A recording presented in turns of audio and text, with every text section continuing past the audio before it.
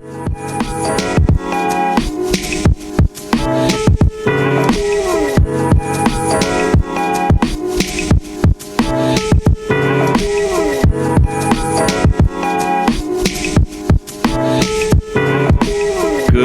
afternoon, Pirate Nation, and welcome to Are You Listening? Episode 2, a webcast brought to you in partnership with the wonderful people at Forge Theater and, of course, produced by students here at Paul Public Charter School. On this episode of Are You Listening, we'll be, of course, listening to a wonderful conversation between Candice Adkins, WHUR producer, and, of course, one of our amazing seniors that are a part of Pirate Nation, and also a great entrepreneur as well, Zai'yre Franklin. Let's take a listen to and find out what they're talking about on this episode 2 of Are You Listening? Brought to you once again by the wonderful people at Forge Theater in partnership with Paul Public Charter School, the Extended Day Program. Sorry.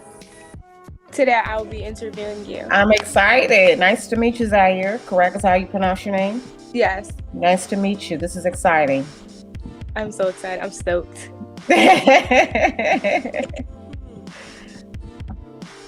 Whew. Okay. I'm just so excited to meet you. Yes. When I had got information from Mr. Clarkson about, you'll be interviewing someone. I was like, who would I be interviewing? And I thought I was going to just interview any random person from school. He was like, no, you're going to be interviewing someone from Howard. Oh. And he's a radio producer. I was like, oh my gosh. I've never met a radio producer, so I was really, really excited for that. We're a different kind of people. Producers are special, but something about radio, we're the cool ones. It's just that good vibe all the way in the morning, and people are not morning people. Yes, we make magic happen. Mm-hmm. We make magic happen. I'm ready when you are. It's a working environment. What type of working environment I have? Yes. Okay, so let's just start with thank you, Paul Charter School and Forge Theater. This is pretty cool, and shout out to all the students at Paul Public Charter. Howard University Radio Network has been around for 49 years. So it's owned by Howard University, right? So the culture around the station is just different generations all around. You got people that have been there since the beginning. You got people that have been there since the 80s and a few that's been there since the 90s and right now in our 21st century. So for me, I've been there 10 years. So the environment is so cultivating. Everybody has something great to bring to the table. I'm from St. Louis. We have people from New York and from other countries and in different parts of the country they are from. So we bring every unique idea and unique vibe to the actual work environment. So the work environment is fast paced. It is,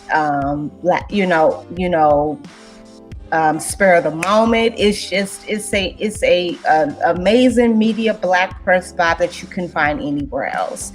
And we're called the Heritage Station because we're the black standalone station is owned by African Americans, and many stations are not like this. So we're able to do anything that we want, and it's not just entertaining, but it's informative and it's exciting. It's exciting. It's exciting to work around your own people. So that's how the vibe is around the network. It's hard work, and it's like you have to finish what you did. You have to complete what you didn't finish the other day and the last night when you made. It's not like a 9 to 5 for me.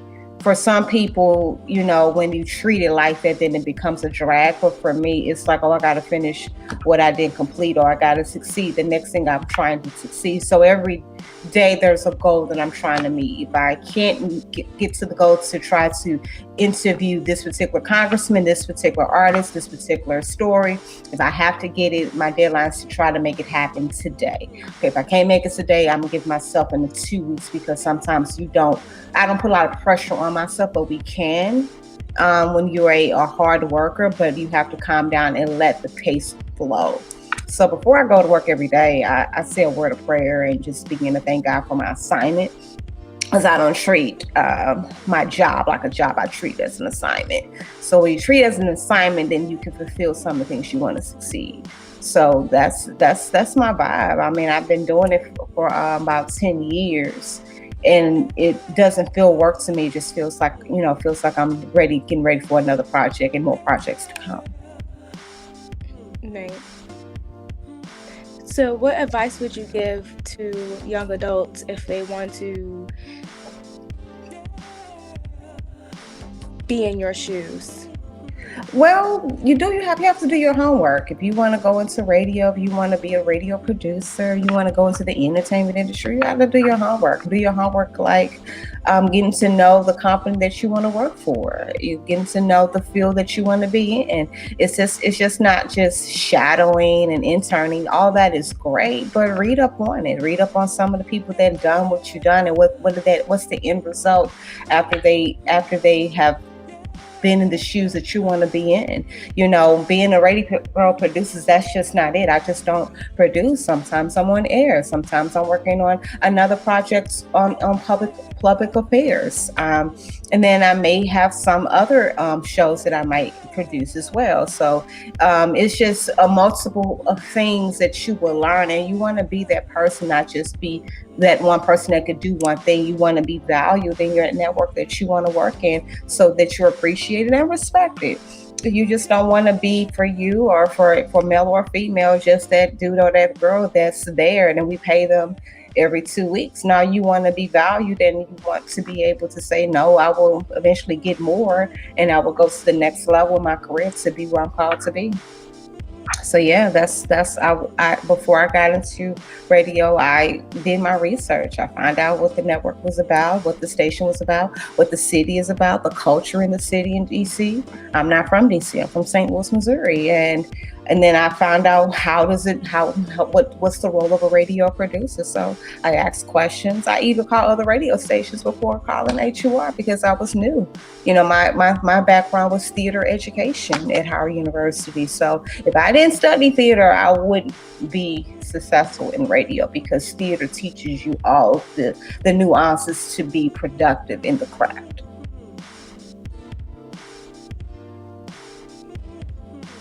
Traveling through St. Louis to DC, Yes. what have you learned, and what was your experience? Ooh, I coming from St. Louis, I was an insurance broker. I got my license to be licensed in the state of Missouri and Illinois to sell auto insurance, and I didn't want to do that anymore. I wanted to go back to school and get my education in the arts. So I came to St. Louis with about $500, not really have a stable place to live because there wasn't any more dorms available at Howard University. So I lived with my god sister and her husband until I was able to find a dorm, and I just jumped in. I didn't have a lot of friends, but I met great colleagues and cohorts at Howard University, and we became family. And then I started shampooing at a beauty shop and a salon in DC, and that's how I learned DC. I learned the lingo. I learned where to go, where not to go. And then in theater, we have to take we have to take several tech courses.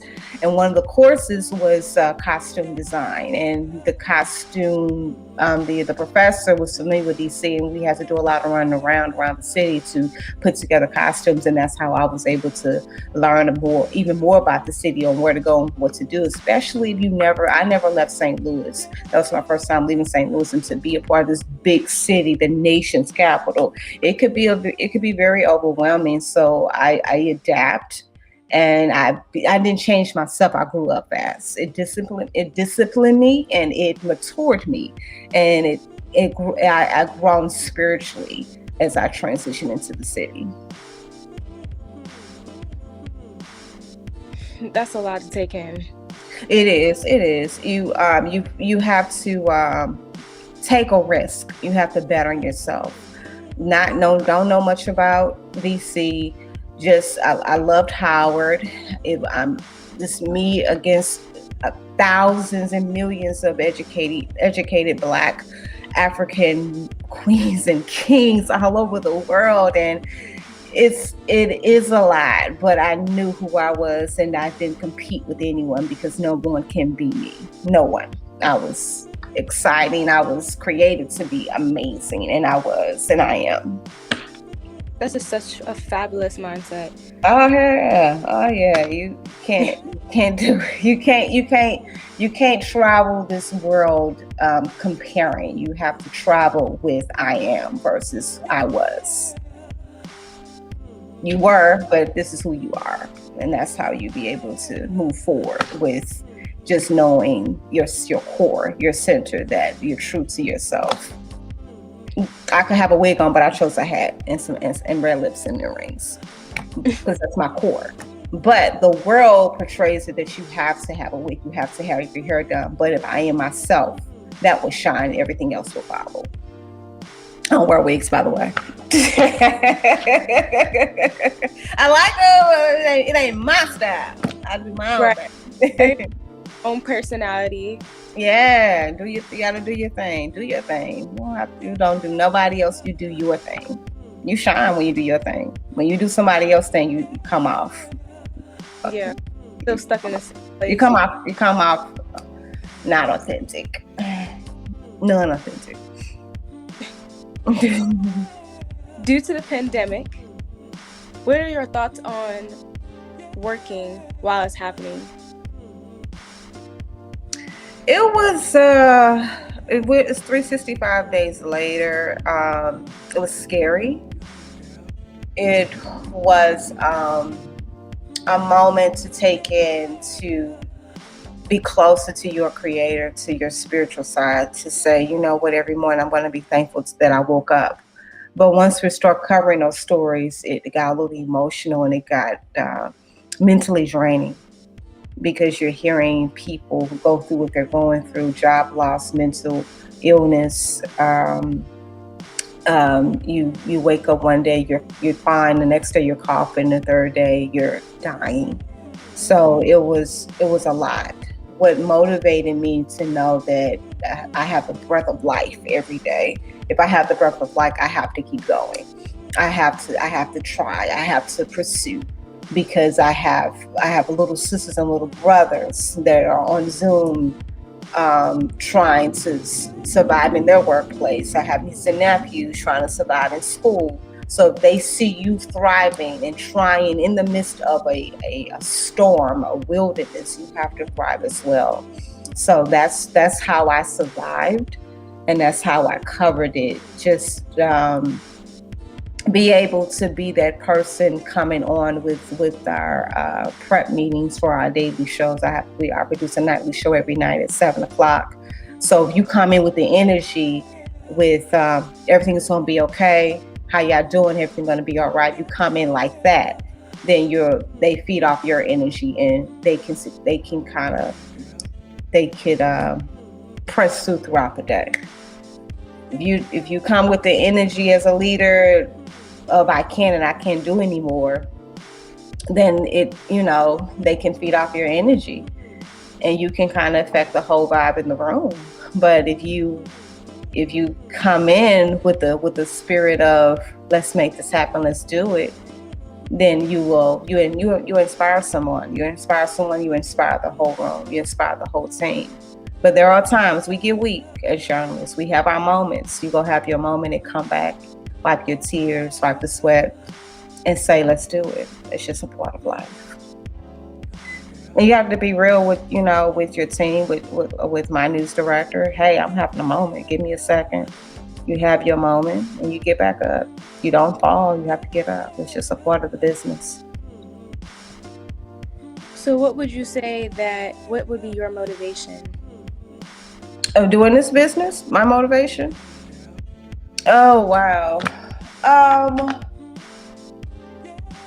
My parents are deceased. I lost my dad in 2018 and mom in 2020 in December. And the fact of seeing them grow up, and worked really hard to be where I am, raise me, teach me values, help me in many ways, that motivates me to keep going. Because prior to you being here, someone laid down the foundation to be where you are right now. So that motivates me. I have a little sister that's about 29 years old, and she's completing her master's degree, and she's watching. But that little sister also, you can't tell her nothing. She know everything. That's cool, because I was that chick too. But she's watching. Then you have a slew of young people that you have not met before are watching. So that's my motivation, to just go as far and be able to pat yourself and say congratulations, because I did that. Not only for myself, but for the people that are watching. So that's how I keep going. That's great. I would say keep doing that. You're very inspiring to us as young adults. Thank you. Do what you're doing. Being a Black woman in radio, how do you feel about your environment? I feel pretty good about my environment. My peers, my circle, the other producers in television and radio, we have a great bond together. I don't feel like I'm the only one in this room as a Black woman, and all these men around me, that I don't feel that they respect me. I don't feel that way, because I already laid down the foundation that this is who I am and this is how I want to be respected. I'm mindful of how I present myself to the industry. When I say present, my work, my presentation, and my professionalism. So when I present in that way, in that form, then my environment is safe, because not only am I prayed up, but I'm also grounded in where I am in my craft. Right. What types of stories interest you the most, and what is one of your favorite stories that you have covered? Oh, I really like a lot of biographical stories of men and women that came from the bottom and now here they are. Teachable moments are stories that I enjoy. I love stories about how to better in your finances and Black women in small businesses. I enjoy those stories. I enjoy, of course, a lot of lifestyle and beauty. One of my favorite stories that I covered was with Marion Barry. Marion Barry, Mayor for Life, Marion Barry, and he just always, when you sit and listen to him, he always have remarkable things to say. So that I would say that. And I never worked with Mr. Barry. I came to DC in 2005. So when I got into radio, I was scheduled him for interviews all the time. And I remember after the interview, he needed to get his car jumped. He needed to jump, and I had the cables. And as I was working with him and campus police to get what he needed, and being myself as always, he said, "Miss Adkins, I like your style." I like your style, Miss Adkins. East St. Louis is what he called me. So, those memories of those great legends and leaders, I enjoy interviewing them. There's so many that I can go down a list of. I enjoy covering the DNC and the RNC, the inauguration, award shows. The list goes on, but those people that paved the way for us, I find it fascinating stories. So by doing these things, I feel as though you're doing a great job. Thank you. Impactful to our community. The little things that is mattering right now. Yes, I agree with you. You've came a long way. So you will be one of the legends that we hear about. That's humbling to say, and I receive that. Thank you so I much. received that. Thank you. It's a joy. And what is it? The Pirate Nation? Yes. Let's do it. And congratulations to all the seniors in 2021. And much love to you all. And always, if you have Howard on the mind, there's no place like Howard.